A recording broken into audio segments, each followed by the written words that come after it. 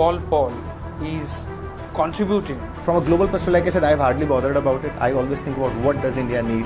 Right, more than 40 technologies are implemented by India. We had 50 top chancellors. Where do you are going to take CollPoll in next few years? Absolutely, that's the undercurrent. We believe in collaboration and not competition. Namaskar, hello and welcome to yet another special episode of IndiGlobal Talks. IndiGlobal Talks brings to you inspiring stories in the space of education and skill, bringing to you innovation, best practices, trends and technology from the leaders, experts and innovators in the space of education and skill. Today we are connecting with you from the Silicon Valley of India, Bangalore, from the state of Karnataka, and we are joined by a young entrepreneur, a leader in the EdTech space, a graduate from the Vellore Institute of Technology, Mr. Hemant Sahal, founder, CEO for CollPoll, which is mobile first, cloud hosted, comprehensive EdTech company. Welcome Hemant, thanks for joining us. Thank you, Sudheer, for the opportunity. Pleasure to be here with you. It's been highly transformative phase in the education space especially. Almost 3 waves have crossed and we might be facing, it is said, yet another wave of COVID, Corona might likely to, or we are going to face it. So the digital transformation that is happening and that's been catalyzed by pandemic has been immense. And now it is also said people are, now there is an open mindset accepting the digital transformation in the institution. We would like to know how CollPoll is contributing towards the digital transformation in higher education in India. Yeah, sure. No, absolutely. Like you said, pandemic has brought a lot of transformation in higher education institutions, which was long pending. Education institutions were lagging behind in terms of technology adoption. So we're very glad to see in the last 2.5 years, the kind of transformation that has happened, especially around the core academic areas, how institutions are leveraging technology for learning, assessments, analytics to track the progress of students, as well as on the administration side, where core administrative activities like fees collection, admissions, campus operations. So as now institutions reopen, they've been very careful about bringing technology to make sure there is a contactless and a safe environment. And we recently did a campaign, AWS, on Back to Safe Campus, which is what we are seeing. And lastly, what we are seeing in terms of institutions' adoption of technology is it's no more looked upon as a cost but actually an investment, where they are able to see how they are reducing administrative costs, how they are able to boost student learning outcomes, boost student success, and finally be able to adopt the compliance, especially new education policies coming up with a lot of new recommendations which are not very easy to implement from process perspective. And technology comes to rescue, whether it is choice-based credit system, multiple entry exit points, academic bank of credit. All these great policies will be easy to adopt if institutions have technology adopted well. Great. As you also touched about the policies, NEP 2020, some states said they are implementing one or the other way, implementation has started. And you have also taken up a survey recently. Yes. And would you like to tell us how has where do you see the NEP 2020 being implemented and what are the challenges you look at? Sure. So like you said, we did a survey. We had 50 top chancellors, vice chancellors and presidents of higher education institutions that took that survey. They spent quality more than 30 minutes on it, each one of them individually. And so 3 big takeaways for us. One, every single person is very, very positive about new education policy, and they look at is as in something that was long pending, and it's going to actually catapult the whole higher education system in India to the next level. But at the same time, there is huge confusion about what exactly they should be doing. So I think there is a huge scope for the policies to be stated more clearly, because institutions are saying, okay, I was told earlier that I need to have a separate building, I need to have a separate infrastructure for a particular discipline. Now suddenly we are talking about multidisciplinary education. So how things will actually, there is a scope for giving more clear guidelines to institutions.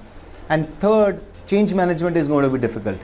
because and that's the top reason most institutions or leaders pointed out, that the most difficult part is not going to be resources, not going to be building infrastructure or bring in curriculum. It's going to be how people will adapt to the change, which is the administrators, faculty members, how much time will that take. And so these were the three top takeaways. And what we are doing is we are actually making sure that all the areas where technology can boost the adoption, make it simpler, easier to adopt, like a choice-based credit system. There is huge amount of orchestration that goes in making sure students actually get the benefits of choice-based credit system. So CollPoll has an NEP compliant academic management system which supports that, and at the same time we are also helping institutions. We support multiple learning pathways where students can pursue different learning pathways with majors, minors, concentrations, which NEP is again recommending a multidisciplinary 4-year undergraduate program. So that's the way we look at it, that institutions are very positive. They definitely are looking for more clarity in terms of guidelines. They are worried about how they're going to be managing the change, and technology will definitely come out to be a big support in making this happen. Amazing. So, of course, NEP 2020 is said to be a groundbreaking policy, and some say it is on the papers and it is as good as it gets implemented. What are the practical challenges you see in terms of course, private universities are there, autonomous deemed. How do you look at things that can open up in government colleges, government universities? Yeah, so in terms of government, I think if you look at it, there are not going to be any affiliated colleges in the future as per new education policy. So we are going to see only either universities or it's going to be autonomous institutions. In terms of the government institutions, see, there are two key difference between I see a private institution and the government. Is most government institutions anyways get quality students. If I talk about engineering, which I understand far better. And second thing is that in the government institutions, the execution happens slower compared to, I would say, private institutions, in my opinion, and I might be wrong here, is the sheer reason that private institutions will implement it for survival. They get their money from their admissions. So if they don't implement, if they are lagging behind, it will straight away reflect in their admissions, and they can't afford it. So in my opinion, I think private institutions are going to be faster at adopting it. I have very limited experience of government institutions, so I think it will be unfair for me to comment beyond a point on them. Quite fair. Hemant, CollPoll is said to be mobile first AI or cloud hosted comprehensive platform. How does CollPoll stand out from the rest of the players? And I see, if I understand right, more than 40 technologies are implemented or integrated with CollPoll. Would you like to throw some? So we have never ever focused on standing out or being different from anybody else, right? So at the core of CollPoll's DNA is solving problem for our partner institutions, right? So since we started building this technology and the platform, the only thing that we have kept our focus is keep your ears and eyes open, talk to your customers, partner institutions, talk to the stakeholders, teachers, administrators, understand what are their top problems and how can technology solve them. So last 4 years since 2018 when we started building this platform, we have seen huge success only because we have kept ourselves very close to our partner institutions' problems, right? So is mobile first because that's what we use today. There's no point having a solution which is not mobile first. User experience has to be important because personally we are so empowered. We are using Swiggy, Ola, Uber, so many technologies. We can't have a bad app, right? So it needs to have a similar experience. It needs to be cloud native. Why should institutions invest so much money on physical infrastructure in terms of servers when they don't even scale up, right? Yeah. So it becomes far more cost efficient and secure. We are a national partner with AWS where we have brought the best of the technology in terms of the cloud technologies to institutions. And finally, the most important thing in terms of CollPoll, it's a live product. It's not that we built it once and we're just trying to distribute and sell it. It's a product that keeps growing. There are a lot more innovations. Every month there is a release which comes with its new set of innovations where we are improving what exists and we are adding a lot more stuff. And what's obsolete, we keep removing that from the platform. And we call it as the Brahma Vishnu Mahesh model, right? So we're creating new app technologies, new features. We're actually trying to maintain and improve what exists. And then Mahesh comes sometimes where he says, okay, this part of the platform is obsolete. We've got to throw it out and bring something fresh new. And that's how we've kept the platform updated and top of the needs of our partner institutions. Amazing. Hemant, I see a lot of collaborations are happening in terms of the technology companies. At the same time, your partnership with the educational institutions. Would you like to tell us the latest collaborations that happened and the partnership? So we truly believe in collaboration and not competition. So CollPoll has always been open to partnering with as many other partners, not just institutions who pay us, but also other complementary software solutions, because there's no single company in the world which will be able to solve all the needs, right? So there are two sides of our partnership. On one side, we partner with payment gateways, loan providers, accounting solutions, admission CRMs, video conferencing tools, and several other technologies. And on the other side, from a partner institution perspective, so we have recently partnered with GD Goenka University in Gurgaon. We have signed up with Avi University, Bangalore. We have partnered with the Bitsom, which is a BITS Pilani's new business school coming up in Mumbai. We have also partnered with Maika in Ahmedabad, and these are all top-notch institutions which have been highly reputed and respected for the quality of education they impart. So very proud that we are trusted time and again by these top institutions. And we also work, so it's not that we are only going after premium institutions. So we work with a lot of other set of standalone business schools. We work with affiliated institutions. We are very proud of our association with the BLDA, which is the Bijapur Lingat Education Society in North Karnataka, where they're imparting quality education in Bijapur. So we work with all kinds of institutions. We're very proud of every single one of them. And the goal is to continue to increase our base and be able to add value to more and more partner institutions. Amazing. Great, Hemant. We would like to know the CollPoll has grown, and how do you see CollPoll moving, and where do you see CollPoll? You are building CollPoll. Where do you are going to take CollPoll in next few years, 5 years maybe? So there are 50,000 higher education institutions. Our goal is we want to have at least 10% of them. So we want to work with at least 5,000 institutions, and be able to add value technology that we are bringing in. We also want to go beyond software and see how we are adding other solutions on the platform. So a lot of institutions, leaders reach out to us and say, hey, can I also get access to content? Can you also help me with assessments? So because we see that there is a challenge for institutions to adopt quality content, assessments, others. So the goal would be one, like I said, to reach out to 5,000 institutions and be able to partner with them, and at the same time go beyond software and be able to have more, I would say, interventions in institutions to support them deliver quality education. Great. Now the technology is being adopted, and in regards to educational institutions which are not still in the phase of embracing it, I mean, say like anything. So do you think they would be left out, or they have to look up to the technology adoption? So see, there's a saying, right? It says, closing your eyes doesn't take the sun away, right? So I think technology is right here. All good institutions are adopting. We are going through a highly transformative phase. So institutions which will deny adoption of technology, they will keep their eyes closed. That's not going to change anything, right? It's going to make their lives difficult. So we think technology is going to get more adopted. Most institutions have realized it. I don't hardly think there would be anybody who are not. The only reason some people might, because they're not yet stabilized, they still have cash flow issues, they still have not able to solve in which case technology can also not help them beyond a point, because they're not really focused on their basics. So I personally feel that there wouldn't be many institutions which will not accept that the role technology is going to play. Great. That means, given your observation, the digital India, digitization of education is catching up rapidly, irrespective of the institution. Absolutely. That's the undercurrent. We see top leaders reaching out to us themselves. Unlike if you see earlier, you would knock the door of institutions, talk to them, they'll give you dates, they'll keep talking to you. Nowadays, we see the top leaders, chancellors, chairmen, vice chancellors reaching out to us and saying, can you come give us a demo? And for the first time, we're seeing trustees, promoters, and sitting in these meetings, asking questions and taking interest in these decisions. So I think we are in a new world, and there's no going back. The habits have been formed, the expectations are out there, and institutions will have to deliver. Great. So now, given the technology, even staff and the administrative staff is also open, embracing the technology.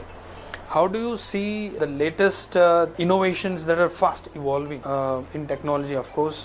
Where does CollPoll, there is a complexity in terms of technology as well. A lot of technology that's coming. How does CollPoll, what is the USP of CollPoll? Yeah, so any digital transformation journey can be divided into 3 phases, right? So first is bringing in systems of record. So where you have to digitize your processes and your records and transactions, so that you have all the set of data at one place. The second phase is where you bring in systems of engagement, where different stakeholders are able to talk to each other, interact with each other, do work with each other with the use of technology. And third, once you have enough systems of record and engagement in place, your data footprint is huge, right? Now you have a lot of data in your system. And then is when you bring in the systems of intelligence, right? Where you can say, okay, how is my faculty performing? How are my students performing? Where are the areas my students are lagging behind? What is the career aspiration of my students? What infrastructure is getting utilized and not utilized? Where is my curriculum lagging behind? All that will be possible. So different institutions are at different phases of this journey.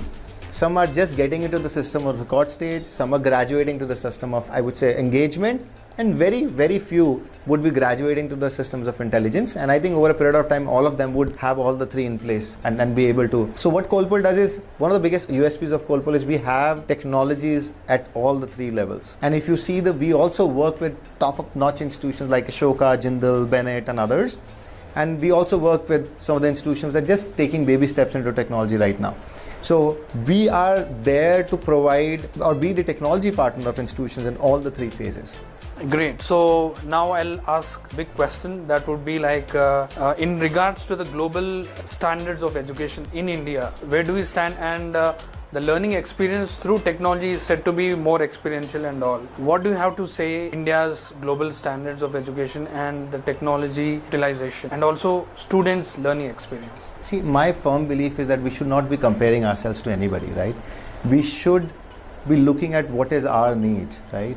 What are our needs and how do we cater to them, right? So yes, there is a comparison where we talk about several rankings which are global in nature, but we have to look at what does India need, right? Where are the aspirations of our students? What does the country need, right? In terms of where is our economy, what kind of skill sets, what kind of students, are we looking at? So I feel there is huge scope in terms of improving the employability of our students. There's a huge scope in improving the base of our students, right? So in terms of access to like soft skills, access to, and now even liberal arts has actually picked up, it's getting more exposure because, it's not just enough to have skill sets, right? So you need to have that attitudinal, overall behavioral growth. You need to have the knowledge base and you also need to have skill sets. So all the three are very important. So from a global perspective, like I said, I've hardly bothered about it. I always think about what does India need and do our education institutions, do enough to deliver to what the country needs. And that's what my view would be. Thank you so much.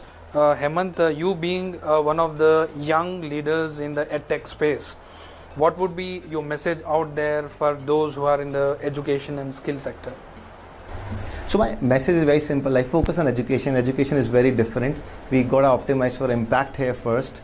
While there's a lot of interest from venture capital, so they still not understand education yet, right? So we need to focus on impact here. We need to keep our students in mind. We need to look at what value are we delivering to them before anything else. So impact has to be the key focus, and you got to be patient. Things take time here, so you can't expect things to move at the same speed. Things happen in other industries. So be patient. Keep the focus on impact, on the student success, and things will fall in place. Amazing. Thank you so much, Hemant, for joining us. So that was Hemant Sahal, founder and CEO for CollPoll. And we would be joining you with yet another special episode of IndiGlobal EduTalks. Till then, see you.